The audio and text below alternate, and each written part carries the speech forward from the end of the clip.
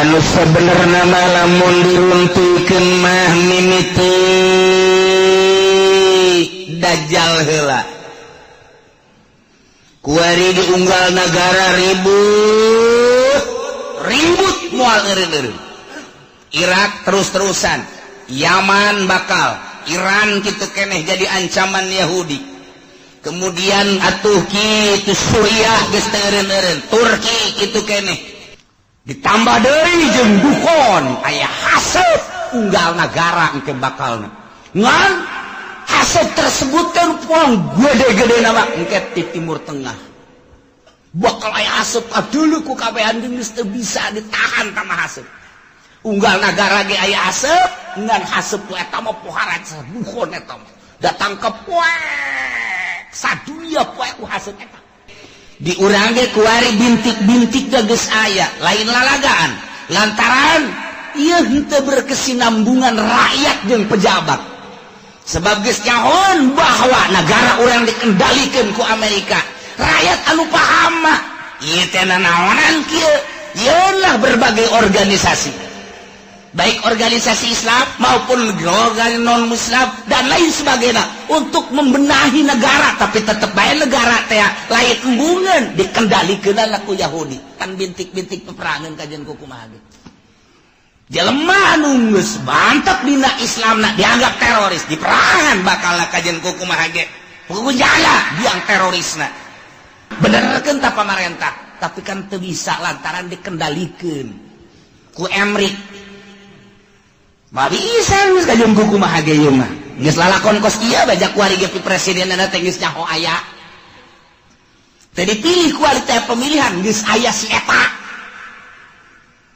kok bisa pas kos itu bae pengendalian mah nah engke kan mulai riweuh-riweuh organisasi jeung organisasi tos mulai ayeuna ka parlemen terus iya ribut lah pasti bae ribut engke nyabelah rakyat jeung pemerintah sebab pemerintah dikendalikan ku Yahudi tidak berdiri sendiri rakyat embung dikendalikan ku Yahudi atau ku Amerika timbullah engke bakalna tentara bagi dua polisi bagi dua ribut pasti di negara Irak model kos kitu Iran model kos kitu Suriah model kos kitu nu kuari eukeur bae Mesir Suriah seperti gitulah yo wayang Amerikana teh disetujuan ieu teh ku rakyat teh hayang nyieun sorangan nu mandiri kemudian geus aya di dieu boga lalakon ieu Amerika nyieun jelema ributlah rakyat bagi dua polisi bagi dua abri bagi dua Mesir model kos kitu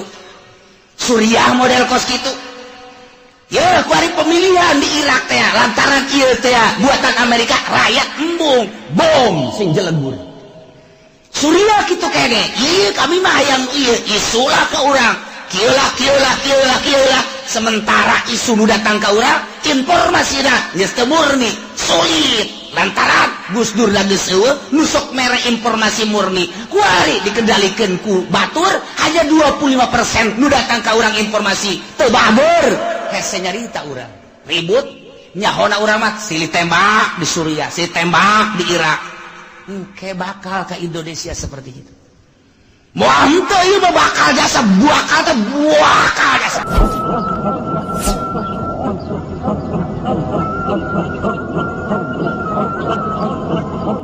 yauma yati ba'du ayati rabbika la yanfa'u nafsan imanuha lam takun amanat min qabl padahal mah di mana-mana datang tanda kiamat sebahagian ayat-ayat pangeran anu nuduhkeun kana yen kiamat bakal terjadi di akhir zaman bakal aya 10 tanda kiamat hiji dajjal dua dabah khosapun bil masyriq gempa di wetan khosapun bil maghrib gempa di kulon khosapun bi jaziratin di jaziratil Arab ini jelas pak gempa di berbagai benua Asia benua Eropa benua Afrika benua itu Amerika gempa di mana-mana bakal terjadi. Eta tanda geus tereh deukeut ka kiamat. Ditambah deui jeung dukon aya haseup unggal nagara engke bakalna. Ngan haseup tersebut kan poang gede-gede nama engke di Timur Tengah. Bakal aya haseup kadeuleu ku kabehan geus teu bisa ditahan tama haseup. Unggal nagara ge aya haseup, ngan haseup eta mah pohara dukon eta mah. Datang ke poek sadunia poek ku haseup eta. Ieu tanda geus tereh datang ka kiamat. Tambah deui nomor ka-7 tuluy samsi min magribiha. Muncul panon poe ti kulon. Tambah deui Ya'juj wa Ma'juj ke-8. Ke-9 turun Kangjeng Nabi Isa alaihis nomor ka-10 bakal aya narun takhruju min adan. Tasukun nas ilal mahsyar. Sunu ieu mah bakal ti adan. Wah, luar biasa. Kuari mah kakarake seuneu fon doang. Fon teh naon kira hartina? Tuh, siapanya hobae kan? Ya osok neuleu meureun. Fon.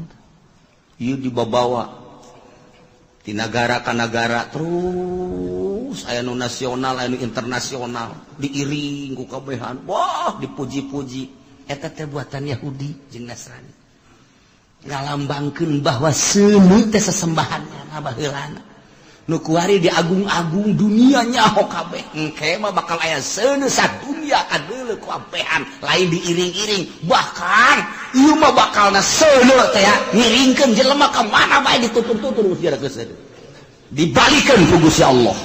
Masya Allah kan. Nah iya bakal terjadilah seperti yang tadi dijelaskan. Demandak Imam Tabrani nyaritakeun di sanadihi an Nabi Zar gol Nabi sallallahu alaihi wasallam. Kangjeng Nabi nyarita dina hiji poe atadruna aina tazhabu hadhihi syamsu. Mane nyaho ka mana ieu panon poe leumpang. Iza gorobat di mana surup ka mana coba ayo. Qalu cak sahabat-sahabat Allahu wa rasuluhu alam.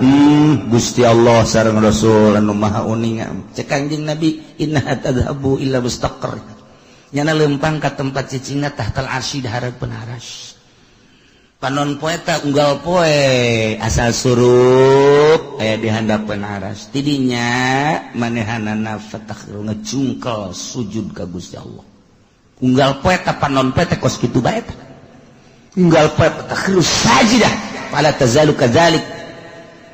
Lamun ku Allah dican ditita irtabi. Urang parje balik deui dina sujud.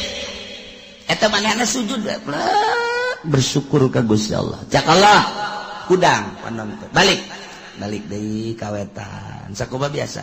Unggal poe asal datang ka handapeun aras sujud. Cak Allah udah, ayo balik deui. Kitu beta. Masya Allah, teu eureun-eureun. Datang ka kuari masih keneh kitu bae. Bakal terjadilah engke eta panon poe teh ku Gusti Allah lain titah kana tempat biasana. Fa idza aradallahu ayutli'aha min magribiha habisah.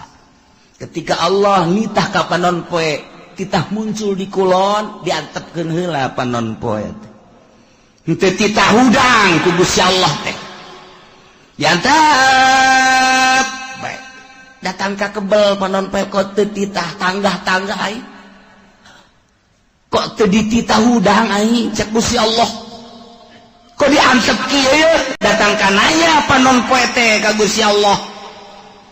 Ya Rabbi, heh pangeran abdi, inna masiri ba'id. Lalakon abdi teh jauh, iko diantep kieu kumaha? Cek Gusti Allah, itla'i min haitsu gorobat kuari mah maneh muncul di tempat nu maneh surup. Muncullah di kulon, kakarak jelema kaget kabeh. Woi, bener horeng nu dicarita-caritakeun ku kiai-kiai teh bahwa panon poe teh muncul ti kulon. Woi, bener. Kuari itu dulu kaget kabehan eta memehna teh poek 3 peuting. Memeh muncul di kulon panon poe disekep ku Gusti Allah ditahan 3 peuting. Kanyahoanana ku ahli tahajud. Nu tahajud Allahu Akbar. Nu biasa 10 rakaat jam sekian. Tambah deui ke diakhiri ku witir. Nya namun maca Quran, maca sholawat biasana jam 3:30. Terus subuh ramang yang ramang. Ieu mah jemaat terus bae. Tapi begitu mata salat subuh poek keneh bae. Poek keneh kok poek bae terus. Jam geus menunjukkan jam 12. Terus poek keneh bae. Ahli tahajud geus carang hari tangan aya keneh. Cik ahli tahajud ieu mah aing kudu ulah eureun-eureun terus ibadah ka Gusti Allah lantaran ieu mah poek lain sambangan salat dengan Allahu Akbar. Allahu Akbar. Allahu Akbar. Geus 2 poe 2 peuting. Yakin ieu muncul panon poe di kulon. Allahu Akbar terus bae nama salat. Allahu Akbar teu bisa ditanya ku sieun-sieunna. Bener baik ka 3 poe kakarak teret di kulon nya ngadoa fakbidni ya Allah abdi mah paehan bae Gusti ret dipaehan ahli Allah mah kabeh geus teh mah disimpen ku Gusti Allah. Nah ieu salah sahiji tanda kiamat adalah muncul panon poe di kulon. Allah karim anu sebenarnya lamun diruntuikeun mah mimiti dajjal heula kuari diunggal negara ribut moal eureun-eureun. Irak terus-terusan, Yaman bakal, Iran kitu keneh jadi ancaman Yahudi. Kemudian atuh kitu Suriah geus teu eureun-eureun, Turki kitu keneh. Di urang ge kuari bintik-bintik geus aya lain lalagaan lantaran ieu henteu berkesinambungan rakyat jeung pejabat sebab geus nyahoan bahwa negara urang dikendalikeun ku Amerika rakyat anu paham mah ieu teh naonan kieu yeunlah berbagai organisasi baik organisasi Islam maupun organisasi non-Muslim dan lain sebagainya untuk membenahi negara tapi tetap bae negara teh lain embungeun dikendalikeun ku Yahudi kan bintik-bintik peperangan kajian kumaha ge jelema anu geus mantep dina Islamna dianggap teroris diperangan bakal kajian kumaha ge pokoknya jaya biang terorisna. Terus teureun organisasi Muhammadiyah jeung NU teu nyaman teu harmonis tambah deui ku HTI teu nyaman teu harmonis tambah deui ku Hurut teu nyaman teu harmonis tambah deui ku FPI teu nyaman teu harmonis padahal mah ngomong nama kabeh demi kemaslahatan umat matak naon atuh nyana duduk bersama benerkeun ta pamarentah tapi kan teu bisa lantaran dikendalikeun ku Emrik. Ma bisa geus kajian kumaha ge ieu mah. Geus lalakon kos ieu bajak kuari ge presidenna teh geus nyaho aya. Teu dipilih kuari teh pemilihan geus aya si eta. Kok bisa pas ge kos itu bae pengendalian mah. Nah, engke kan mulai tah riweuh-riweuh organisasi jeung organisasi. Tos mulai ayeuna ka parlemen. Terus iya ribut lah. Pasti bae ribut engke nyabelah rakyat jeung pemerintah sebab pemerintah dikendalikan ku Yahudi tidak berdiri sendiri rakyat embung dikendalikan ku Yahudi atau ku Amerika timbullah engke bakalna tentara bagi dua polisi bagi dua ribut masih di negara Irak model kos kitu Iran model kos kitu Suriah model kos kitu nu kuari eukeur bae Mesir Suriah seperti gitulah.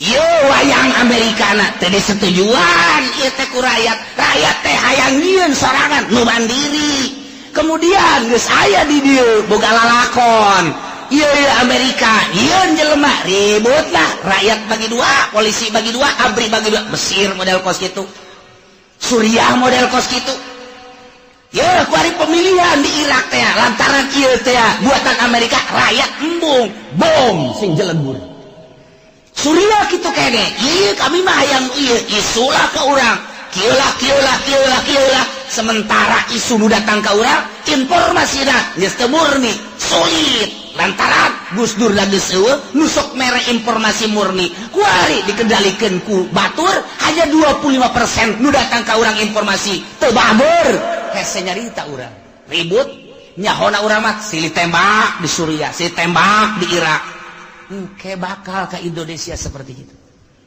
moal henteu ieu mah bakal jasa buakal jasa matak nu kolot mah geus bae eta mah untung jasa untung kunaon cenah kiai moal perang nya no kaburu paeh teh heula untung can boga untung bakal henteu bisa henteu ieu bakal kajen kuku mah jasa sebab naon sebab kabehan ge di luhur teh geus teu bisa dibenerkeun teu bisa dibenerkeun baheula teh nyieun negara demokrasi di negara urang oh masalah geus padahal mah kiai nu nyieun kan 90% muslim eta mangan 1% teh eta mah Kristen di urang teh bilung ekor hasil perjuangan anak oh masalah geus demokrasi tetapi untuk keputusan hukum dijieun lah mui atuh ku ari muin age pandeg dirantai lha kumaha eta teh jang naon jang supaya hukum-hukum Islam teh ngeunaheun di steril kumui geus ditosran lah kumui urang damai hirup teh ketika aya hukum-hukum Islam geus aya perwakilan urang melalui bahsul masail angsongkeun ka mui jadilah engke keputusan mui kan ngeunah ku ari muina dikendalikeun ku si itu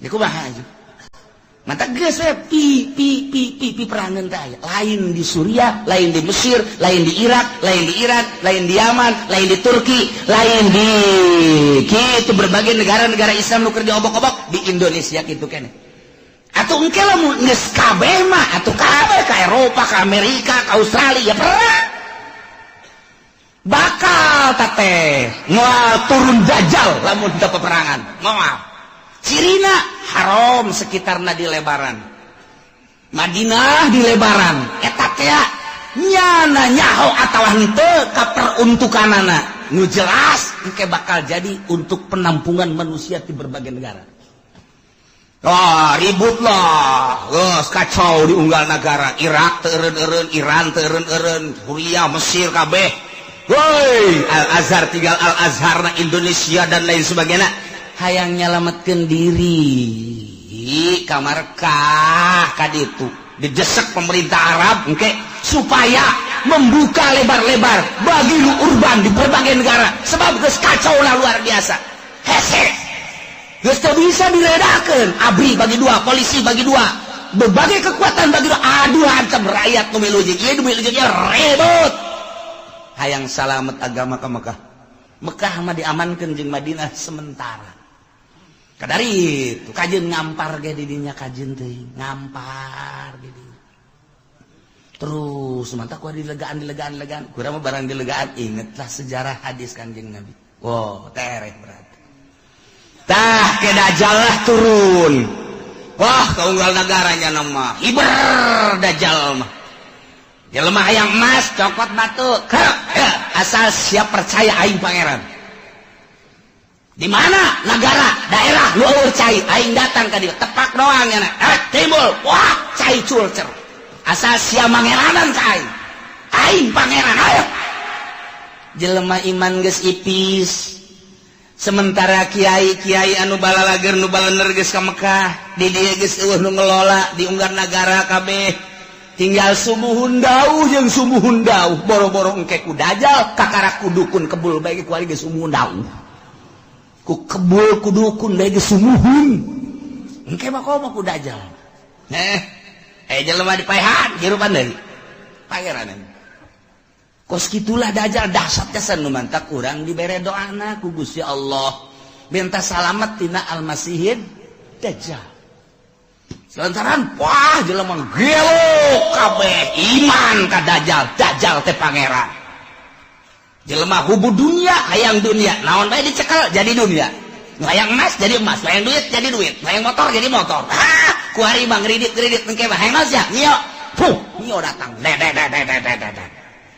sia naon hayang Avanza berem Avanza ngajogrog hayang naon ieu mah cenah hayang hartop aya tuh di ditu tuh aya los cokot ku sia tuh hartop teu leumpang akina rusak atuh geus bacem hayo sih hayang awe watu jelema ngagayok eta lah nomor kahiji dajjal nomor kedua setelah dajjal nuzul Isa turun kangjeng Nabi Isa ngan aya anu nyaritakeun memeh dajjal ieu adalah Imam Mahdi heula geus teu kuat kabeh ngadoa Gusti minta diturunkeun Imam Mahdi aya jelema kasep kemudian salat teu eureun-eureun Allahu Akbar pas di makom Ibrahim Allahu Akbar nu wani ngaganggu urang Arabna urang mamana ge ku harismana ku kasepna gagahna Allahu Akbar teu eureun-eureun salat bae sapoe dua poe tilu poe mulai suara-suara aya nu kasep salat bae di dinya mulai diperhatikeun ieu tanda-tanda ieu bener dajjal kakarak begitu manya salam dicekel ditanya manis lu teu daek ngajawab sangarang teu daek ngajawab kabeh nyebutkeun anta dajjal anta Mahdi teu daek kakarak make subuh wallah anta Mahdi kakarak ditangkeu perjuangkan Mahdi ilah Mahdi nu bakal jadi kesatria eta bakal istimewa mah berjuang melalui Imam Mahdi mantap kuari geus loba tuh di Cikupa aya Mahdi hiji tapi tukang main gapleh teh mah di Bojong Mahdi hiji teman niruan sendal bae deui si Mahdi macam-macam Mahdi terus dajjal eleh ku dajjal maka segeralah nuzulu Isa turun kangjeng Nabi Isa alaihis salam dibantulah kangjeng Nabi Isa kusaha ku ashabul kahfi nu ayeuna di Yordania nu kamari kuring sadayana zarah ka ditu ieu ashabul kahfi buuk ngarundai ka handap lantaran besar bararebu tahu lah tuh di zaman Raja Dikianus datang ka ayeuna kuku para ranjang geus alis muna panjang nuantak besi aya di mana bae lubukna panjang ieu ashabul kahfi kajen kuku mah sing hade ulah di baturan sing hade juri ieu mah ieu turun ti Gunung Karang masalah ini guararaga muksal bina tamlikho zunwanus martunus saribunus palyastatiunus kirta ieu tentara-tentara Allah anu bakal bareng jeung kangjeng Nabi Isa alaihis dajjal diudang ku kangjeng Nabi Isa umpat ka mana dia udang terus eleh lah ku kangjeng Nabi Isa kangjeng Nabi Isa dakwah di dunia Masya Allah istimewa jasa terus kangjeng Nabi Isa dakwah saha nu nyaritakeun bahwa kula pangeran batil bohong goblok cak kangjeng Nabi Isa kula mah sakadar utusan Allah mata kurang lamun nyaritakeun kos kitu teh jelas kurang kuari pangeranan mata pada tahun 300 sekian musyawarah konsili disebutna mun baheula konsili mun di urang mah muktamar para penggede begitu muktamar ngajelaskeun ieu teh untuk memutuskan apa Isa itu adalah Tuhan jadi dituhankeunana teh ku uskup-uskup eta teh hasil konsili jadi berarti hasil musyawarah jadi dia nungguankeun pangeran ngamangerankeun ka kangjeng Nabi Isa teh adalah pada tahun 360 sekian ta eta teh meunang hasil muktamar jadi masyarakat supaya nyaho bahwa pangeran teh Isa hasil muktamar disebutna konsili keblon aya pangeran urang usah urang pangerankeun ju ayo geus urang pangeran mantap aya sababaraha muktamar anu hadir di dinya henteu milu ngamangerankeun ka Isa dibunuh dibunuh harita tetap Isa pangeran jadilah datang ka kuari Tritunggal engke kangjeng Nabi Isa marah saha nu ngajadikeun aing pangeran aing mah rasul anu kuari ngajalankeun syariat Muhammad aku nya da jeung kangjeng Nabi urang mulai malah kawin kangjeng Nabi Isa pan baheula teu kawin da ieu kuari mah kawin ge bakalna turun ka dunia nyana dakwah terus jelema istimewa kabeh iman nyana kawin ngan teu lila kangjeng Nabi Isa diangkat deh maot kangjeng Nabi Isa mulai kacau deui ya ngan nu baragus geus mulai ku Gusti Allah langsung aya angin seger asal ngambe angin eta pae asal ngambe angin eta maot nu ibadah ka Allah maut maot ya Allah ya Rabbi tinggal Cameron bakukul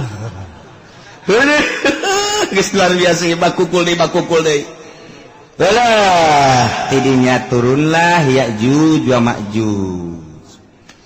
Urang lamun nyarita dina Al-Qur'an aya Ya'juj wa Ma'juj anu dibendung ku kitu Zulkarnain. Urang mun maca surat Kahfi aya. Ke dihareup bakal dongeng Ya'juj wa Ma'juj. Nu Kangjeng Nabi waktu Kangjeng Nabi tas Isra ningali bendungan imam kitu raja tersebut ieu geus sagede kieu tah.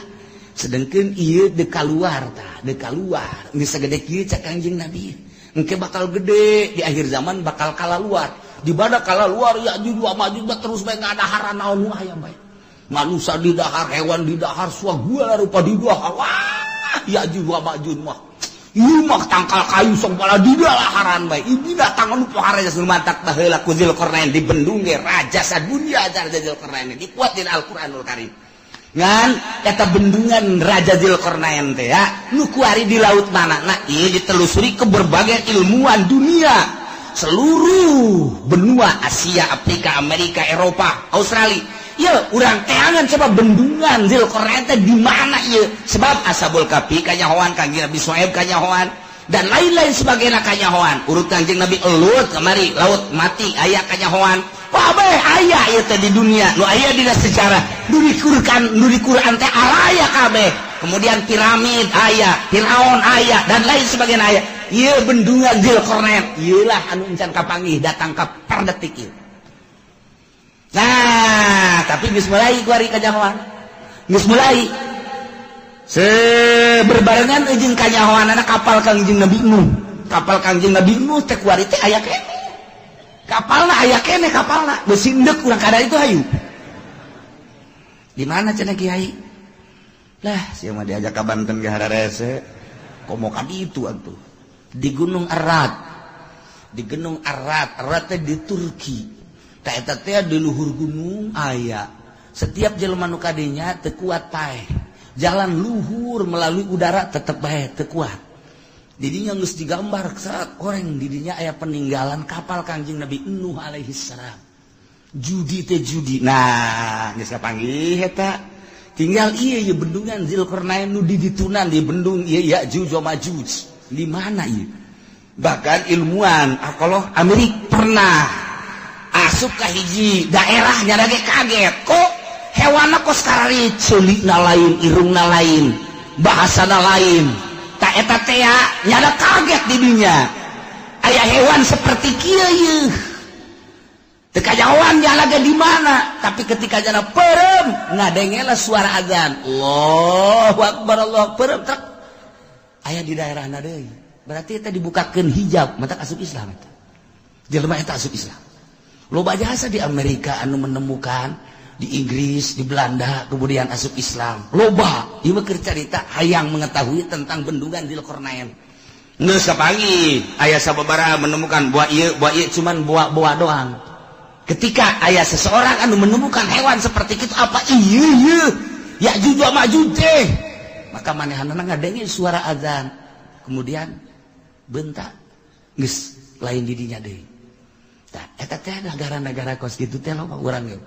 Kuari ge urang nu ka Banten aya nu haju ka dulu istana kerajaan. Eta berarti diajak ka negara itu. Kamari aya di nu liwat ka dinya bae. Oh, aya kerajaan di daerah dia diketos bae kerajaan ketos. Raja jurig newo-newo meureun tah. Jawab. Ieu da ieu urang kan kuari. Ieu teh kuari urang teh aya 3 dimensi urang cicing di dieu. Urang dimensi zahir kuari. Zahir kadeuleu ieu. Lamun urang dibukakeun hijab trek dimensi alam jin. Alam jin. Lamun waliullah dimensi alam hakikat bakal kanyawan hakikat. Jadi ieu teh sababaraha dimensi urang mah lantaran urang mah sapira urang atuh nu kadeuleu ieu deui. Kapanggih ieu deui. mun mingguan ka dieu jeung tukang uduk deui eta dimensi urang mah da ieu ke baca bakalna Ya'juj wa Ma'juj. Nah idinya kakarak summa khurujud dabbah.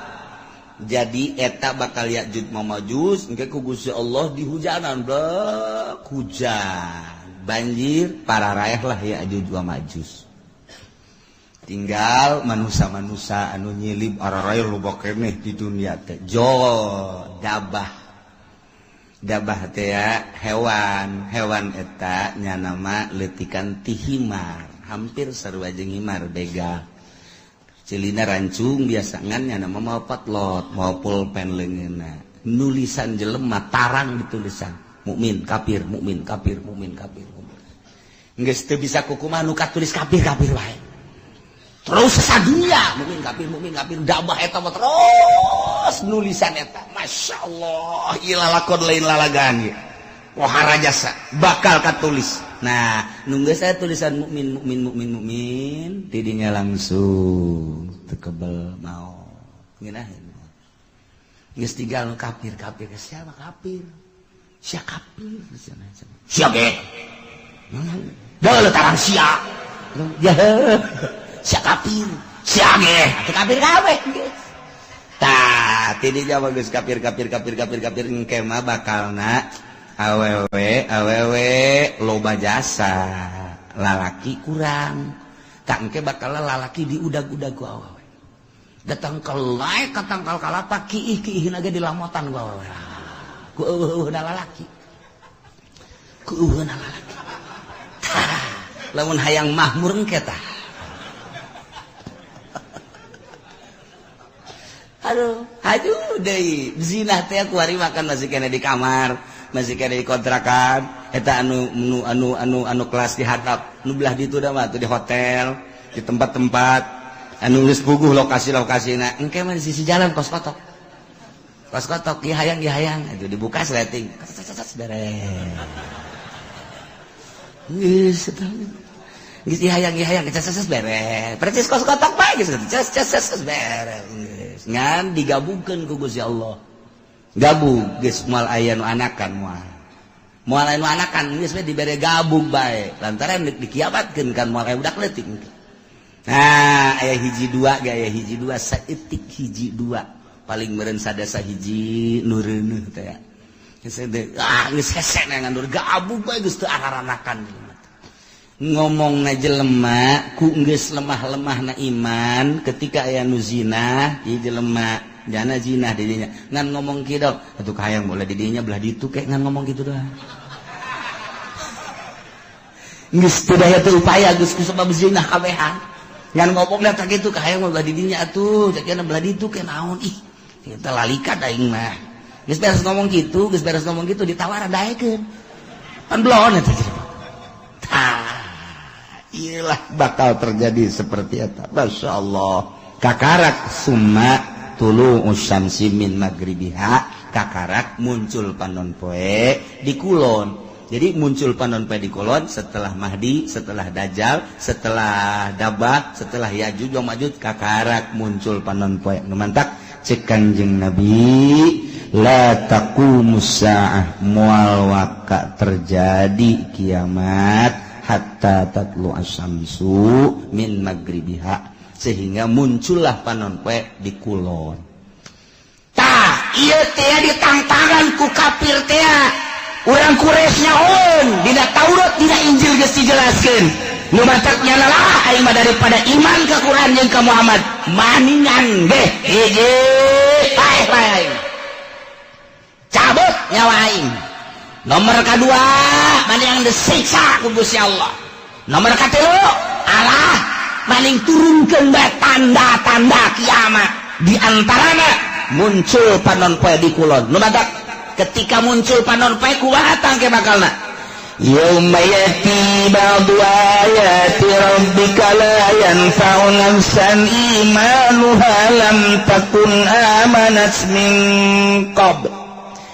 dina poean datang sebahagian tanda-tanda pangeran yakni tere datang kiamat wahiyatul syamsi muncul panon pemin maghribiati kulon sakumaha geus dijelaskeun di hadis Bukhari Muslim tah ketika muncul panon poe di kulon teh layan fa'u nafsan imanuha lam takun amanat min qabl mangpaat awak-awakan ka hiji jelema ka sahabat imanuha imanna lam takul amanas min qabl anu manehanana encan iman memeh eta mah geus begitu muncul panon poe di kulot nyana can iman haji nyana nyao ieu teh tanda kiamat berarti bener kiamat teh nyana iman geus tutup pintu sigotaka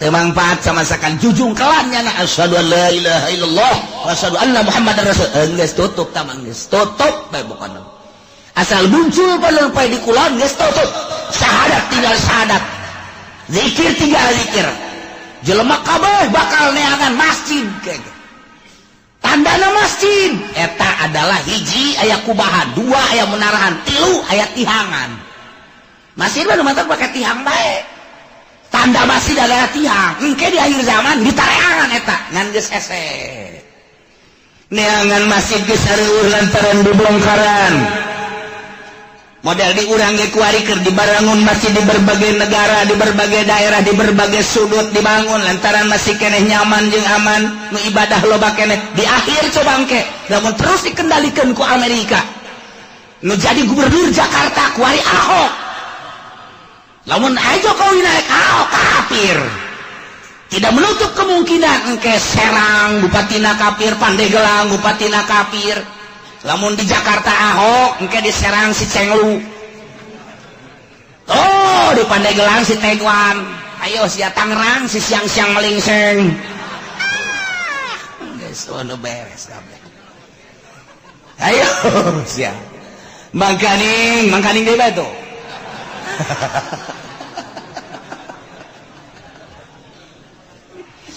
Lipo keur dibangun BSD dan lain sebagainya bang didinya lah aya pusat-pusat kegiatan-kegiatan kafir nu geus kanyahoan bae kapan dinasa baheula teh didinya teh aya senjata nu sakitu loba anak deuk nanaon eta teh si Haryati Haryati teh saha hah sakar ngaranna nu boga nasa anu cangkep teh pan sia nyaho pan babaturan sia Hartati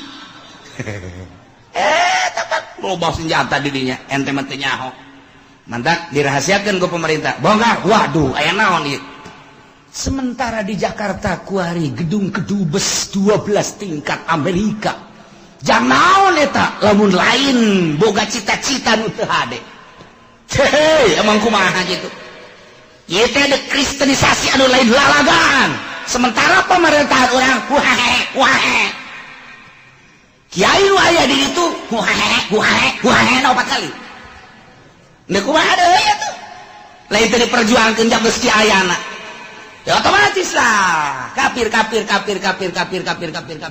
dia terus hasil dicokotan ku Amerika hasil dicokotan dan lain sebagainya urang dibangun kadeuleu geus lemahna di urang asal aya nu bergerak dianggap teroris asal bergerak dianggap teroris kan sararieun kabeh iman geus eueuh mulai gempor sudah tidak ada masjid-masjidan masjid paling hiji dua kan beureun anu dipertahankeun ayo sia tanah dibelian ku nyana nyin gereja sadaek-daek ada kumaha deui ayo ya pemimpin urang eueuh nu handal nu kuat ayo deuk kumaha kabeh sumuhun dawuh ke Amerika.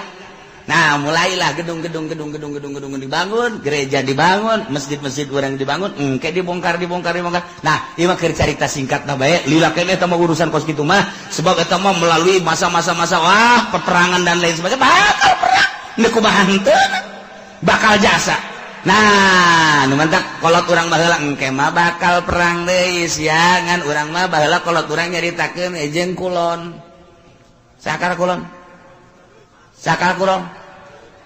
Baduy jeung baduy padahal mah baduy teh horeng eta siloka baduy teh cak kolot baheula eta teh nu bakal diperangan jeung urang nyana nyahoeun ka jalan-jalan horeng Amerika eta baduy ngaranna siloka kolot eta mah ya tuh perang jeung Baduy malah sepira Baduy atuh orenganan sekolah baheula tuh ke mau Baduy terus kalau nggak lembur nuluan jalan orang dongeng mun kolot kos gitu engke bakal orang diperangan waduh Baduy usahawan orang Amerika ku ari teh geus boga satelitnya na urang leumpang ka mana we ngising ka mana geus kanyahoan satelit Amerika teh geus kieu bae nang haye sia jepeni de ka mana lompat sia haye ditembak sia ku aing ngan sak Amerika moal ditembak paeh ti heula ge satelit geus kieu bae hayo coba urang gambaran letikna boga urang internet deh hayang nyaho daerah anu trek pencet asal nyaho bae urang blokna pencet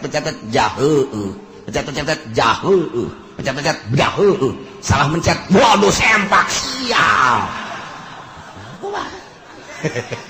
sial salah mencet aya kiai nu salah mencet lain sial alhamdulillah kitab anyar cenah ieu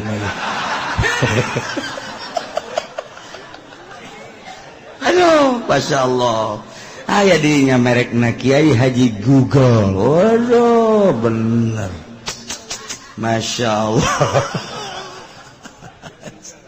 di akhir jawan nggak saya kumaha coba ya lalakona nah engke begitu muncul panon poe ti kulon kakara kabeh maca syahadat neangan masjid geus eueuh lantaran ciri masjid teh aya kubahan aya menarahan jeung aya tihangan kuari masjid geus teu make tihang geus mulai kan kuari ge masjid teu make tihang masjid mah make tihang minimal 4 kuari geus teu make tihang geus teu make wah cenah geus eta bakan aula nu ka situ mah abe fungsina babari cenah main badminton bisa didinya main bola bisa, didinya main takraw bisa, kemudian main gitu tenis meja bisa, dan lain sebagainya bisa. Tak jadi berarti fungsinya geus lain multifungsi deh mah 10 fungsi. Tuh, eta lah. Geus esen yang masjid syahadat tinggal syahadat. Nah, la yanfa'u nafsan imanuha lam takun amadat min qabl. Teu aya faedah. Jujungkelan kafir-kafir kabeh para maca syahadat percaya ieu teh kiamat lantaran panonpet timbul ti kulon tetep teu aya mangpaat. Aw nafsan lam takun kasabat fi imaniha atawa awak-awakan anu tatadina manehanana teu pernah ibadah teu aya mangpaatna nyana iman nama ka Gusti Allah cuma teu pernah salat teu pernah puasa harita mulai tobat ka Gusti Allah la tanfa'uha taubatuha teu mangpaat tobatna geus bae doraka bae sanajan nyala tobat tutup pintu sigotaka tobat-tobatan hari itu lisat Masya Allah kul bejakeun Muhammad intaziru tungguan gitu ahada hadhil asya nu tadi dicaritakeun tanda-tanda deukeut ka kiamat timiniti dajjal mahdi dajjal ya'juj kanjeng Nabi Isa kabeh datang ka muncul panonpet tungguan bejakeun tungguan engke bakal cak Gusti Allah ku aing diayakeun di akhir zaman bejakeun tungguan aya hayang kos kitu mah terek iman ka anjeun terek iman ka Al-Qur'an tungguan kege bakal imam muntadirun Tuhan bakal kapanggih kege Masya Allah diawali engke kuluba perjudian permabokan jeung perzinahan engke mah hese neangan parawan nu asli teh kabeh mun geus kaum deuk dikawin teh nyana bebeja geus pernah zina hese geus kabeh waduh luar biasa urang mun nyaritakeun perzinahan ku ari ulah kudu di Amerika di Inggris di Belanda di Perancis di Jerman ulah negara kafir geus jelas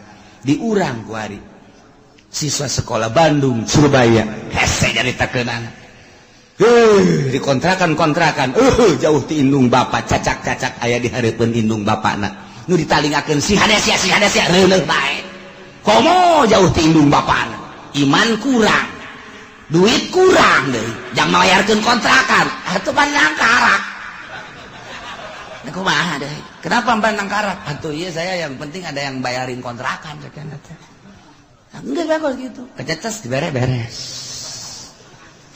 eta ya kececesan segala Masya Allah. Nah iyalah caritaan kupar kures nunang tangan ka Kangjeng Nabi teu percaya ka Kangjeng Nabi jeung ka Al-Qur'an endahan manehanana nang tangan hayang paeh lah hayang datang siksa lah hayang tanda-tanda kiamat cak Gusti Allah geus bedakeun Muhammad ka manehanana tungguan ke bakal datang urang kuari geus tungtung kuari mun ditingali sejarah target akhir zaman geus darareukeup jasa sebab tanda-tanda deukeut ka kiamatna geus aya maka geus bae kuari mah urang mah sakadar ngaji ieu mah supaya nyaho jang naon jang supaya urang bisa mengendalikan diri abeh urang salamet fid dunya wal akhirah lantaran hese deuk dikukumakeun ge ieu mah geus bae urang jeung urang jang urang bae geus urang rapih ke anak urang di akhir zaman mah kuari geus teu boga TV teu boga HP teu ngridit wali geus sakitu ge geus teangan coba nu teu boga HP hese gas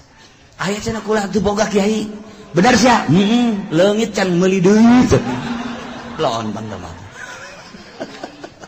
teu timbul ti nurani atuh kiai bae boga HP da 3 kiai nu hiji diceuli nu hiji diceuli nu hiji diirung laon bantah kiai atuh komo pedagang atuh masyaallah eta mah terserah ieu mah keur nyaritakeun karusakan nu warokna mana na ieulah urang ngaji supaya nyaho horenganan karusakan teh geus darareukeup jasa urang salametkeun diri urang eueuh nu leuwih karunya ka diri urang iwal ti diri urang salametkeun diri urang pamajikan urang anak urang urang luruskeun menuju Allah Subhanahu wa ta'ala yauma yati ba'du ayati rabbika la yanfa'u nafsan imanuha lam takun amanat min qabl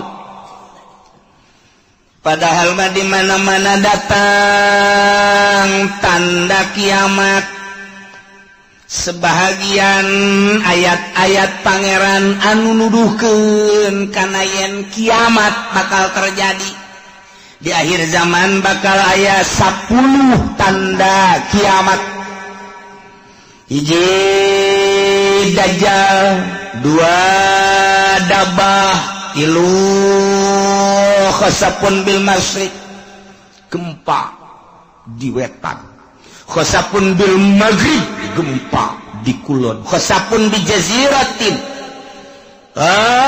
di jaziratil Arab jelas pak gempa di berbagai benua Asia benua Eropa benua Afrika benua itu Amerika gempa di mana-mana bakal terjadi eta tanda geus tereh deukeut ka kiamat ditambah deui jeung dukon aya haseup unggal nagara engke bakalna ngan haseup tersebut kan puang gede-gede nama engke di timur tengah bakal aya haseup adeuleu ku kabehan geus teu bisa ditahan tama haseup unggal nagara ge aya haseup ngan haseup eta mah pohara dukon eta datang ke poek sadunia poek ku haseup eta ieu tanda geus tereh datang ka kiamat tambah deui nomor ka-7 tuluh samsi min magribiha muncul panon poe ti kulon tambah deui Ya'juj wa Ma'juj ke-8 ke-9 turun Kangjeng Nabi Isa alaihis nomor ka-10 bakal aya narun takhruju min adan tasukun nas ilal mahsyar sunu ieu mah bakal ti adan wah luar biasa kuari mah kakarake seuneu fon doang fon teh naon kira hartina tuh siapanya hobae kan ja osok neuleu meureun fon ieu dibawa ti negara ka negara terus aya nu nasional aya nu internasional diiring ku kabehan wah dipuji-puji eta teh buatan Yahudi jeung Nasrani ngalambangkeun bahwa seuneu teh sesembahanna baheulana nu kuari diagung-agung dunia nyaho kabeh engke mah bakal aya seuneu sadunya kadeuleu ku kabehan lain diiring-iring bahkan ieu mah bakalna seuneu teh ngiringkeun jelema ka mana bae ditutur-tutur usir geus dibalikeun ku Gusti Allah Masya Allah kan nah iya bakal terjadilah seperti yang tadi dijelaskan gemandak Imam Tabrani nyaritakeun di sanadihi an Nabi Zar gol Nabi sallallahu alaihi wasallam Kangjeng Nabi nyarita dina hiji poe atadruna aina tazhabu hadhihi syamsu maneh nyaho ka mana ieu panon poe leumpang Ida gorobat di mana surup ka mana coba ayo. Qalu cak sahabat-sahabat Allahu wa rasuluhu a'lam. Gusti Allah sareng Rasul anu maha uning. Cek Kanjeng Nabi inna tadhabu illa mustaqar. Nyana lempang ka tempat cicingna tahtal arsy dihareupeun aras. Panon poe ta unggal poe asal surup aya di handapeun aras. Tidinya manehanana fatakhiru ngejungkel sujud ka Gusti Allah. Unggal poe ta panon poe teh kos kitu bae ta. Unggal poe fatakhiru sajidah fala tazalu kadzalik. Lamun ku Allah encan ditita ieu tapi urang parje balik deui dina hiji. Eta manehna sujud bersyukur ka Gusti Allah. Cak Allah kudang panon balik deui ka wetan. Sakumaha biasa. Unggal poe asal datang ka handapeun aras sujud. Cak Allah hudang. Ayeuna balik deui. Kitu beta. Masyaallah teu eureun-eureun. Datang ka kuari masih keneh kitu bae. Bakal terjadilah engke eta panon poe teh ku Gusti Allah lain titah kana tempat biasan. Fa idza aradallahu ayutli'aha min magribiha abisaha. Ketika Allah nitah ka panon poe titah muncul di kulon diantepkeun heula panon poe teh. Henteu titah hudang ku Gusti Allah teh. Diantep bae. Datang ka kebel panon poe kok teu titah tanggah-tanggah ai. Kok teu dititah hudang ai cek Gusti Allah. Kok diantep kieu datang ka nanya panon poe teh ka Gusti Allah. Ya Rabbi. Heh pangeran abdi. Inna masiri ba'id. Lalakon abdi teh jauh, ieu kok diantep kieu kumaha? Cek Gusti Allah itla'i min haitsu gorobat kuari mah maneh muncul di tempat nu maneh surup. Muncullah ti kulon kakarak jelema kaget kabeh. Woi. Ja bener horeng nu dicarita-caritakeun ku kiai-kiai teh. Bahwa panon poe teh muncul ti kulon. Woi, bener. Kuari itu dulu kaget kabehan eta memehna teh poek tilu peuting. Memeh muncul di kulon panon poe disekep ku Gusti Allah ditahan tilu peuting. Kanyahoanana ku ahli tahajud. Nu tahajud Allahu Akbar. Nu biasa 10 rakaat jam sekian. Tambah deui ke diakhiri ku witir nya namun maca Quran maca sholawat biasana jam 3:30 terus subuh ramang yang ramang ieu mah jemaat terus bae tapi begitu mata salat subuh poek keneh bae poek keneh kok poek bae terus jam geus menunjukkan jam 12 terus poek keneh bae ahli tahajud geus carang hari tangan aya keneh cik ahli tahajud ieu mah aing kudu ulah eureun-eureun terus ibadah ka Gusti Allah lantaran ieu mah poek lain sambangan salat dengan Allahu Akbar geus dua poe dua peuting yakin ieu muncul panon poe di kulon Allahu Akbar terus bae nama salat Allahu Akbar teu bisa ditanya ku sieun-sieunna bener baik katilu poe kakarak ret di kulon nya ngadoa fakbidni ya Allah abdi mah paehan bae Gusti ret dipaehan ahli Allah mah kabeh geus teh mah disimpen ku Gusti Allah na ieu salah sahiji tanda kiamat adalah muncul panon poe di kulon Allah karim anu sebenarnya mah lamun diruntuikeun mah mimiti dajjal heula kuari di unggal negara ribut moal eureun-eureun Irak terus-terusan Yaman bakal Iran kitu keneh jadi ancaman Yahudi kemudian atuh kitu Suriah geus teu eureun-eureun Turki kitu keneh di urang ge kuari bintik-bintik geus aya lain lalagaan lantaran ieu henteu berkesinambungan rakyat jeung pejabat. Sebab geus nyahoan bahwa negara urang dikendalikeun ku Amerika. Rakyat anu paham mah ieu teh naonan kieu? Ialah berbagai organisasi. Baik organisasi Islam maupun organisasi non-Muslim dan lain sebagainya untuk membenahi negara, tapi tetap bae negara teh lain embungeun dikendalikeun ku Yahudi. Kan bintik-bintik peperangan kajian kumaha ge. Jelema anu geus mantep dina Islamna dianggap teroris, diperangan bakalna kajian kumaha ge. Pokoknya diang terorisna. Terus teureun organisasi Muhammadiyah jeung NU teu nyaman, teu harmonis. Tambah deui ku HTI teu nyaman, teu harmonis. Tambah deui ku Hurut teu nyaman, teu harmonis. Tambah deui ku FPI teu nyaman, teu harmonis. Padahal mah ngomong nama kabeh demi kemaslahatan umat. Matak naon atuh nyana duduk bersama benerkeun ta pamarentah. Tapi kan teu bisa lantaran dikendalikeun ku Emrik. Mah bisa geus kajung kumaha ge ieu mah. Geus lalakon kos ieu bajak kuari ge presidenna teh geus nyaho aya. Teu dipilih ku ari teh pemilihan geus aya si eta.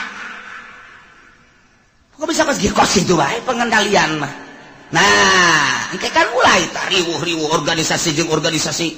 Tos mulai ayeuna ka parlemen. Terus iya ribut lah. Pasti bae ribut engke nyabelah rakyat jeung pemerintah. Sebab pemerintah dikendalikeun ku Yahudi, tidak berdiri sendiri. Rakyat embung dikendalikeun ku Yahudi atau ku Amerika. Timbullah engke bakalna tentara bagi dua, polisi bagi dua. Ribut mati di negara. Irak model kos kitu, Iran model kos kitu, Suriah model kos kitu. Nu kuari eukeur bae, Mesir, Suriah seperti gitulah. Ieu wayang Amerikana teh disetujuan ieu teh ku rakyat. Rakyat teh hayang nyieun sorangan nu mandiri. Kemudian geus aya di dieu boga lalakon. Ieu Amerika, ieu jelema ribut lah. Rakyat bagi dua, polisi bagi dua, ABRI bagi dua. Mesir model kos kitu. Suriah model kos gitu. Ya, kuari pemilihan di Irak teh lantaran ieu teh buatan Amerika, rakyat embung, bom sing jelebur. Suriah kitu kene. Ieu kami mah hayang ieu isulah ke urang. Kieulah. Sementara isu nu datang ka urang, informasina geus teu murni, sulit. Lantaran Gus Dur lagi seueuh nu sok mere informasi murni. Kuari dikendalikeun ku batur hanya 25% nu datang ka urang informasi teu baber. Hese nyarita urang. Ribut nyahona urang mah silih tembak di Suriah, silih tembak di Irak. Engke bakal ka Indonesia seperti itu. Moal henteu ieu mah bakal jasa buakal jasa. Matak nu kolot mah geus bae eta mah untung jasa. Untung kunaon cenah Kiai moal perang nya ka Buru Pah teh heula. Untung. Can boga untung. Bakal henteu bisa henteu ieu bak kajen ku kumaha biasa sebab naon? Sebab kabehan ge di luhur teh geus teu bisa dibenerkeun. Teu bisa dibenerkeun. Baheula teh nyieun negara demokrasi di negara urang. Oh masalah geus padahal mah kiai nu nyieunna kan 90% muslim eta mangan 1% teh eta mah Kristen di urang teh. Bilung ekor hasil perjuangan anak. Oh masalah geus. Oh masalah geus demokrasi. Tetapi untuk keputusan-keputusan hukum dijieun lah mui atuh ku ari muin age pandeg dirantai. Lha kumaha? Eta teh jang naon? Jang supaya hukum-hukum Islam teh ngeunaheun. Steril ku mui. Geus ditosran lah ku mui. Urang damai hirup teh. Ketika aya hukum-hukum Islam, geus aya perwakilan urang melalui bahsul masail angsongkeun ka mui. Jadilah engke keputusan mui kan ngeunah ku ari muina dikendalikeun ku si itu. Ya kumaha atuh? Mata geus pi perangan teh lain di Suriah, lain di Mesir, lain di Irak, lain di Iran, lain di Yaman, lain di Turki, lain di kitu berbagai negara-negara Islam nu keur diobok-obok di Indonesia kitu keneh. Atuh engke lamun geus kabeh mah atuh kabeh ka Eropa, ka Amerika, ka Australia ya perang. Bakal teh moal turun dajjal lamun teu peperangan. Moal. Cirina haram sekitarna di lebaran. Madinah di lebaran. Eta teh nyana nyaho atawa henteu ka peruntukanana. Nu jelas engke bakal jadi untuk penampungan manusia di berbagai negara. Oh, ribut lah. Kacau di unggal negara. Irak teureun-eureun, Iran teureun-eureun, Suriah, Mesir kabeh. Woi, Al-Azhar tinggal Al-Azhar na Indonesia dan lain sebagainya. Hayang nyalametkeun diri. Kamarkah kaditu. Didesak pemerintah Arab engke supaya membuka lebar-lebar bagi urban di berbagai negara. Sebab geus kacau lah luar biasa. Hese. Geus teu bisa diledakeun. ABRI bagi dua, polisi bagi dua, berbagai kekuatan bagi dua. Aduh hancam rakyat nu milu jeung ieu nu milu jeung ieu ribut. Hayang salamet agama ka Mekah. Mekah mah diamankeun jeung Madinah sementara. Kadari itu kajeun ngampar ge di dinya kajeun teuing, ngampar di dinya. Terus mantap ku dilegaan. Kurang mah barang dilegaan ingetlah sejarah hadis Kanjeng Nabi. Wow, tereh berarti. Tah ke Dajjal lah turun. Wah, kaunggal negaranya nama hiber Dajjal mah. Jelema hayang emas, cokot batu. Asal siap percaya aing pangeran. Di mana negara, daerah lu cai, aing datang ka dieu. Tepak doang nya. Timbul. Wah, cai culcer. Asal siap mangeranan ka aing. Aing pangeran, ayo. Jelema iman geus ipis.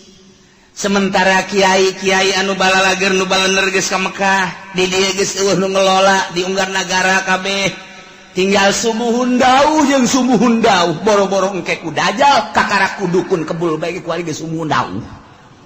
Ku kebul ku dukun bae geus sumuhun. Engke mah komo ku Dajjal. Jelema dipaehan hirupan deui. Pangeran. Kos kitulah Dajjal dahsyat jasan nu mantap urang dibere doana ku Gusti Allah minta salamet tina Al-Masihid Dajjal. Selantaran wah jelema gelo kabeh iman ka Dajjal teh pangeran. Jelema hubu dunia hayang dunia, naon bae dicekel jadi dunia. Hayang emas jadi emas, hayang duit jadi duit, hayang motor jadi motor. Ku ari bang kredit engke mah hayang emas ya, nyio. Nyio datang. Siapa orang naon? Hayang Avanza, berem, Avanza ngajogrog.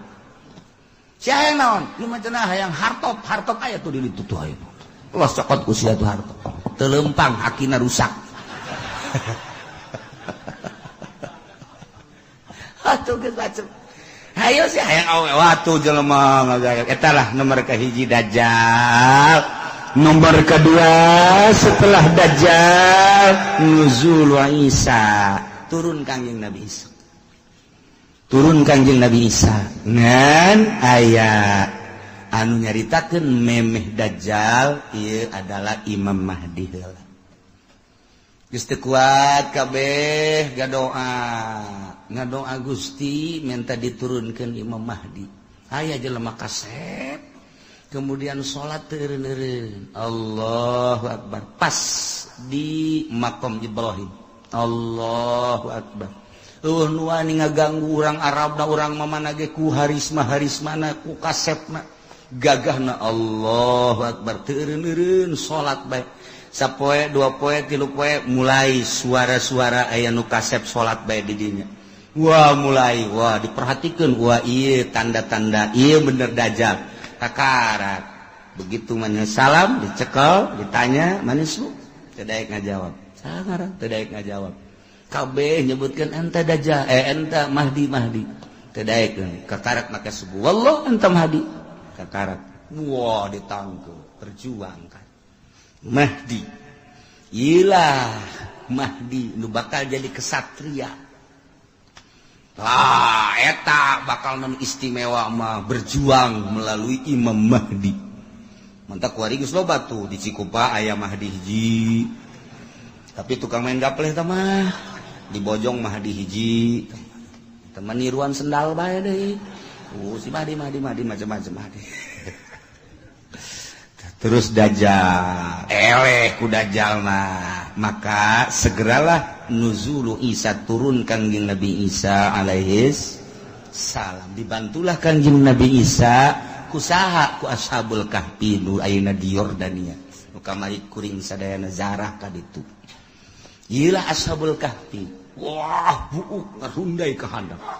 lantaran besar bara ribu tahun lah tuh di zaman Raja Dikianus datang ke ayeuna kuku para ranjang geus halis muna panjang nuantak besi aya di mana bae lubukna panjang wah iya Ashabul Kahfi kajian kuku mah sing hade ulah di baturan sing hade juri ieu mah ieu turun di Gunung Karang masalah ini wah guara raga muksal bina tamlikho zunwanus martunus saribunus palyastatiunus kirta ieu tentara-tentara Allah anu bakal bareng jeung Kangjeng Nabi Isa alaihis dajal diudang ku Kangjeng Nabi Isa umpat ka mana dia udang terus eleh lah ku Kangjeng Nabi Isa.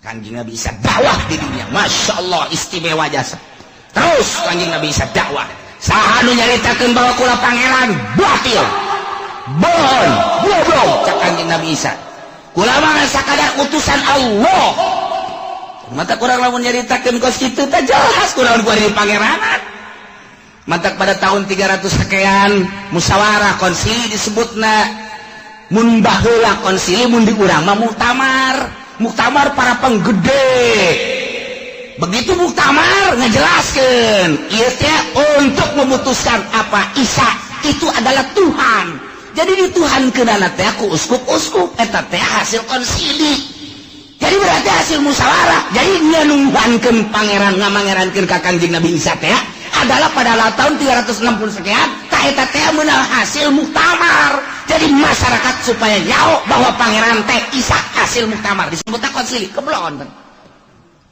aya pangeran urang usah urang pangerankeun ju ayo geus urang pangeran mantap aya sababaraha muktamar anu hadir di dieu henteu milu ngamangerankeun ka Isa dibunuh pan dibunuh harita tetap Isa pangeran jadilah datang ka kuari Tritunggal engke Kangjeng Nabi Isa marah saha nu ngajadikeun aing pangeran aing mah rasul anu kuari ngajalankeun syariat Muhammad aku aya da jeung Kangjeng Nabi urang mulai malah kawin Kangjeng Nabi Isa pan baheula teu kawin da ieu kuari mah kawin ke bakalna turun ka dunia nyana dakwah terus jelema istimewa kabeh iman nyana kawin ngan teu lila Kangjeng Nabi Isa diangkat deh maot Kangjeng Nabi Isa mulai kacau deui ya ngan nu baragus geus mulai ku Gusti Allah langsung aya angin seger asal ngambe angin eta pae asal ngambang eta maot nu ibadah ka Allah maut ya Allah ya Rabbi tinggal Cameron bakukul geus luar biasa bakukul deui belah tidinya turunlah Ya'juj wa Ma'juj urang lamun nyarita dina Al-Qur'an aya Ya'juj wa Ma'juj anu dibendung ku kitu Zulkarnain urang mun maca surat Kahfi aya ke dihareup bakal dongeng Ya'juj wa Ma'juj nu Kangjeng Nabi waktu Kangjeng Nabi tas Isra ningali bendungan imam kitu raja tersebut ieu geus sagede kieu tah sedangkeun ieu de kaluar geus sagede kieu cak Kangjeng Nabi engke bakal gede di akhir zaman bakal kalaluar di bada kalaluar Ya'juj wa Ma'juj terus bae ngadaharan naon wae aya bae manusia di dahar hewan di dahar suagula rupa di dahar wah Ya'juj wa Ma'juj mah ieu mah tangkal kayu sampala di daharan bae ieu datang anu pohara sul mantak baheula ku Zulkarnain di bendung ge raja sadunya Raja Zulkarnain dipuat dina Al-Qur'anul Karim ngan eta bendungan Raja Zulkarnain teh ya nu kuari di laut manana ieu ditelusuri ke berbagai ilmuwan dunia seluruh benua Asia, Afrika, Amerika, Eropa, Australia ieu urang teangan coba bendungan Zulkarnain teh di mana ieu sebab Ashabul Kahfi kanyahoan Kangjeng Nabi Syuaib kanyahoan dan lain-lain sebagainya kanyahoan urut Kangjeng Nabi Elut kemari laut mati aya kanyahoan kabeh aya ieu teh di dunia nu aya dina sejarah nu di Quran teh aya kabeh kemudian piramid aya Firaun aya dan lain sebagainya aya ieu bendungan Zulkarnain ieu lah anu encan kapanggih datang ka perdetik ieu nah tapi geus mulai kuari kanyahoan geus mulai berbarengan jeung kanyahoanana kapal Kangjeng Nabi Nuh teh kuari teh aya keneh kapalna aya keneh kapalna geus sindek urang kada itu hayu Di mana cenah Kiai? Lah, siapa mah diajak ke Banten ke Hadarese. Komo ka ditu atuh. Di Gunung Arat. Di Gunung Arat, Arat teh di Turki. Ta eta teh di luhur gunung aya. Setiap jelema nu kadinya teu kuat paeh. Jalan luhur melalui udara tetep bae teu kuat. Didinya geus digambar saat orang didinya aya peninggalan kapal Kangjeng Nabi Nuh alaihi salam. Judi teh judi. Nah, geus kapanggih eta. Tinggal iya bendungan Zulkarnain nu diditunan di bendung iya Ya'juj wa Ma'juj. Di mana ieu? Bahkan ilmuwan kalau Amerika pernah asup ka hiji daerah nya ge kaget. Kok hewanna kos karari ceulikna lain, irungna lain, bahasana lain. Ta eta teh nya kaget di dinya. Aya hewan seperti kieu yeuh. Teu kajawan jalaga di mana, tapi ketika jana perem ngadengela suara azan. Allahu akbar, Allahu akbar. Aya di daerahna deui. Berarti eta dibukakeun hijab, mata asup Islam eta. Jelema eta asup Islam. Loba jasa di Amerika anu menemukan, di Inggris, di Belanda kemudian asup Islam. Loba, ieu mah keur carita hayang mengetahui tentang bendungan Zulkarnain. Geus kapanggih aya sababaraha menemukan buah ieu cuman buah doang. Ketika ayah seseorang anu menemukan hewan seperti itu apa iya Ya'juj wa Ma'juj teh, maka manehanna ngadenge suara azan, kemudian bentak geus lain di dinya deui. Tah eta teh negara-negara kos kitu teh loba urang ge. Kuari ge urang nu ka Banten aya nu aju ka dulu istana kerajaan. Eta berarti diajak ka negara itu. Kamari aya deui nu liwat ka dinya bae, oh aya kerajaan di daerah dia diketos bae kerajaan ketos. Raja jurig newo-newo merentah. Jawab. Iya orang kan kuari. Iya teh kuari orang teh aya 3 dimensi orang cicing di dieu. Urang dimensi zahir kuari. Zahir kadeule iya. Lamun urang dibukakeun hijab trek dimensi alam jin. Alam jin. Lamun waliullah dimensi alam hakikat, bakal kanyawan hakikat. Jadi ieu teh sababaraha dimensi, urang mah lantaran urang mah sapira urang, atuh nu kadele ieu deui. Kapanggih ieu deui. Mun mingguan ka dieu jeung tukang uduk deui. Eta dimensi urang mah. Teh, da ieu ke baja bakalna Ya'juj wa Ma'juj. Nah, idinya kakarak summa khurujud dabbah. Jadi eta bakal Ya'juj wa Ma'juj engke ku Gusti Allah dihujanan blek hujan. Banjir para rakyat lah Ya'juj wa Ma'juj. Tinggal manusia-manusia anu nyilib araraya loba keneh di dunia teh. Dabah teh hewan eta nya nama leutikan ti himar, hampir sarua jeung himar begal. Cilina rancung biasa ngan nya nama mau patlot, mau pulpen leungeunna. Nulisan jelema tarang ditulisan. Mukmin kafir. Geus teu bisa kukumaha nu katulis kafir wae. Terus sadunya mukmin kafir dabah eta mah terus nulisan eta. Masyaallah, ieu lalakon lain lalagan ieu. Pohara jasa bakal katulis. Nah, nu geus aya tulisan mukmin tidinya langsung teu kebel mau. Ngeunaheun. Geus tinggal nu kafir siapa kafir? Sia kafir sia ge. Deuleut tarang sia. Ya. Sia kafir. Sia ge. Atuh kafir kabeh. Tah, tidinya mah geus kafir engke mah bakalna awewe loba jasa. Lalaki kurang. Tak engke bakalna lalaki diudag-udag ku awewe. Datang kelai katangkal kalapa kiih-kiihna ge dilamotan ku awewe. Ku eueuhna lalaki. Lamun hayang mahmur engke tah. Aduh, deui. Zina teh kuari makan masih kena di kamar, masih kena di kontrakan. Eta anu kelas di hartap, nu belah ditu da mah di hotel, di tempat-tempat anu geus puguh lokasi-lokasina. Engke mah di sisi jalan kos kotok. Ieu hayang itu dibuka sleting. Beres. Geus hayang beres. Percis kos kotok bae geus. Beres. ngan digabungkeun ku Gusti Allah. Gabung geus moal aya nu anakan moal aya nu anakan geus we dibere gabung bae lantaran dikiamatkeun kan moal aya budak leutik. Nah aya hiji dua ge aya hiji dua saeutik hiji dua paling meureun sadasa hiji nu reuneuh teh geus geus hese ngandur gabung bae geus teu araranakan. Ngomongna jelema ku geus lemah-lemahna iman ketika aya nu zina ieu jelema jana zina di dinya ngan ngomong kitu atuh hayang boleh di dinya belah ditu kek ngan ngomong kitu doang geus teu daya teu upaya geus ku sabab zina kabehan ngan ngomong da kitu hayang belah di dinya atuh cek belah ditu ke naon ih kita lalika aing mah geus beres ngomong kitu ditawar daekeun pan blon eta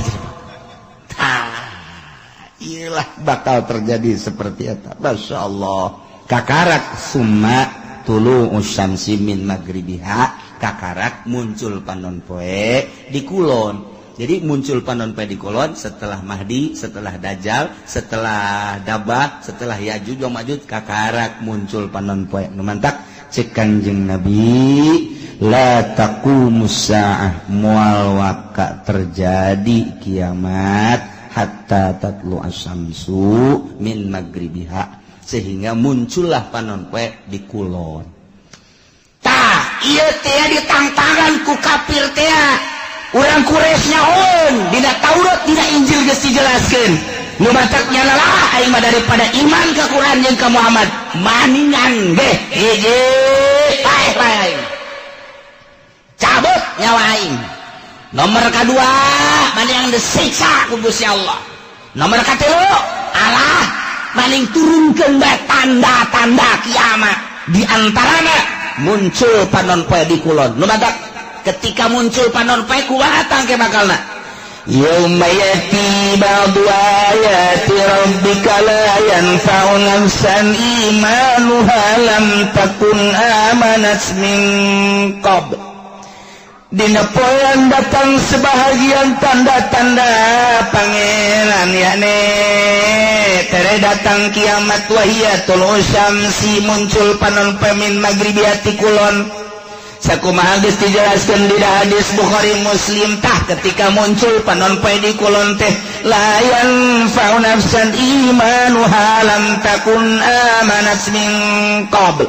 Mangpaat kawak-kawakan ka hiji jelema ka sahabat imanuha imanna lam takul amanat min qabl anu manehanana encan iman memeh eta mah geus begitu muncul panon poe di kulon nyana can iman haji nyana nyao ieu teh tanda kiamat berarti bener kiamat teh nyana iman geus tutup pintu sigotaka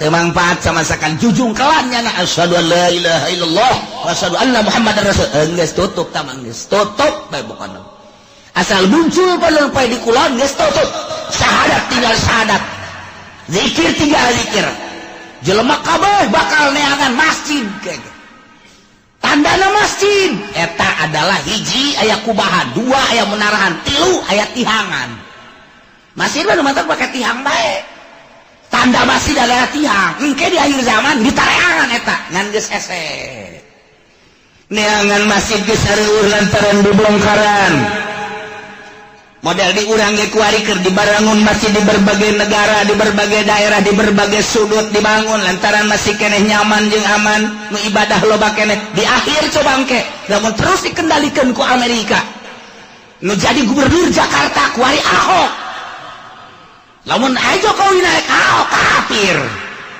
tidak menutup kemungkinan engke Serang bupatina kafir Pandeglang bupatina kafir lamun di Jakarta Ahok engke di Serang si Cenglu oh di Pandeglang si Tegwan ayo si Tangerang si siang-siang melingseng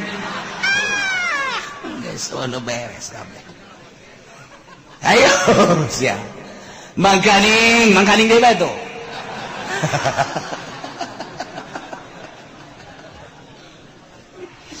Lipo keur dibangun, BSD dan lain sebagainya bang didinya lah, aya pusat-pusat kegiatan-kegiatan kafir. Nu geus kanyahoan bae gapan dinasa baheula teh didinya teh aya senjata nu sakitu lobana deuk nanaon eta teh sa? Si Haryati, Haryati teh saha? Hah? Sakar ngaranan bukan asa anu cangkep teh pan sia nyaho pan babaturan sia Kartati tempat loba senjata di dinya ente mah teu nyaho mantak dirahasiakeun ku pemerintah bongkar waduh aya naon ieu sementara di Jakarta kuari gedung kedubes 12 tingkat Amerika jang naon eta lamun lain boga cita-cita nu teu hade hei emang kumaha gitu ieu teh ada kristenisasi anu lain lalagaan sementara pemerintahan orang wahe kiai nu aya di ditu wahe na 4 kali da kumaha deui atuh lain teh diperjuangkeun jang geus kiayana ya otomatis lah kafir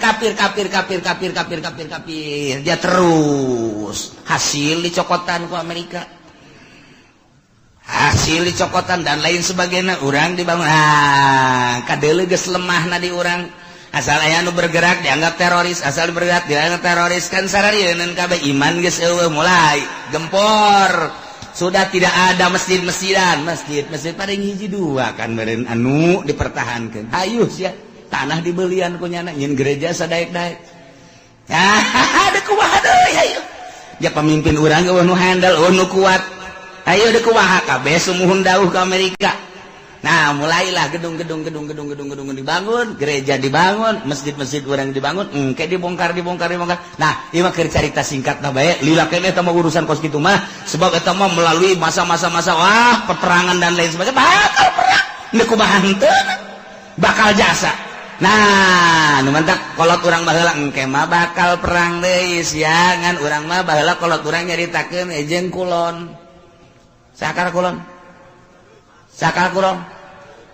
Baduy jeung baduy padahal mah baduy teh horeng eta siloka baduy teh cak kolot baheula eta teh nu bakal diperangan jeung urang nyana nyahoeun ka jalan-jalan horeng Amerika eta baduy ngaranna siloka kolot eta ya atuh perang jeung baduy malah sapira baduy atuh horenganan cak kolot baheula tong ke mau baduy terus kalau nggak lembur niluan jalan orang dongeng mun jeung kolot kos kitu engke bakal urang diperangan waduh baduy geus saon horeng Amerika ku ari teh geus boga satelit nyana urang leumpang ka mana we ngising ka mana geus kanyahoan satelit Amerika teh geus kieu bae nang haye sia jepeni de ka mana lompat sia haye ditembak sia ku aing ngan cak Amerika moal ditembak paeh ti heula ge satelit geus kieu bae hayo coba urang gambaran letikna boga urang internet deh hayang nyaho daerah anu trek pencet asal nyaho bae urang blokna pencet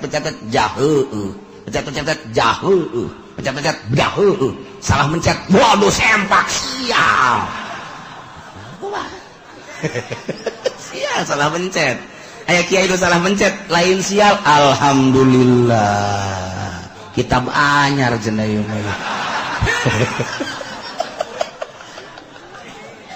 aduh, Masya Allah aya dinya merekna Kiai Haji Google waduh bener Masya Allah